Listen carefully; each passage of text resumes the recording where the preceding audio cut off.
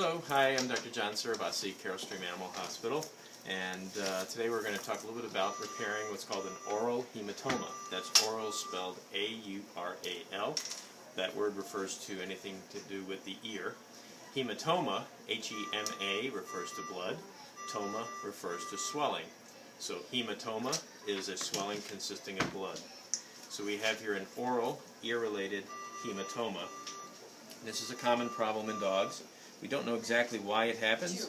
We think one possible cause is if an ear problem and the dog shakes their head excessively, there's some breakage of blood vessels in the ear flap and causes this swelling to occur in the ear. And this swelling is kind of like a pillow. It's full of blood, and if it stays there over time, this will scar down and it'll misshape in the ear.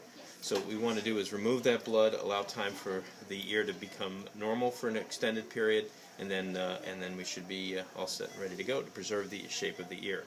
So what we'll do first, this ear has been prepared sterilely, the hair has been clipped and prepared aseptically. So first thing we're going to do is take a blade, a scalpel blade, and we'll puncture a small little hole at the tip of that swelling, and then what we'll get is kind of an outrushing of blood, like that. Okay, and then we'll go ahead and squeeze out some of that blood. Whoop. Do you want to flush? So what we see now is that swelling no longer present. The ear is flat again, back to normal. Now, if we don't do anything, what will happen is this hole will close over and heal over, and then the blood will reaccumulate, and we'll be right back where we started. So what we're going to do instead is we're going to place a small plastic tube into that hole and secure it there so that the blood will continue to drain and not fill up.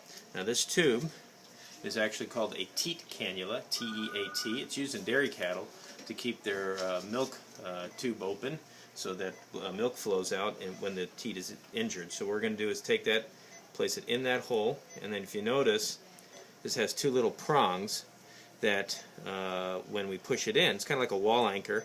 When we push it in all the way, those prongs will pop out and it'll secure the tube in place.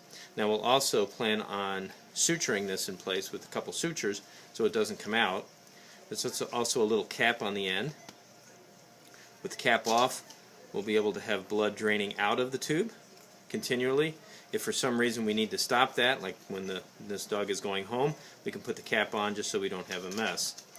This tube will stay in place for probably about 4 to 6 weeks, and once there's very minimal discharge, then we just pull the tube out and we're off and running. Things go well. So thank you again. Thank you for joining us, and thank you for subscribing to our YouTube channel.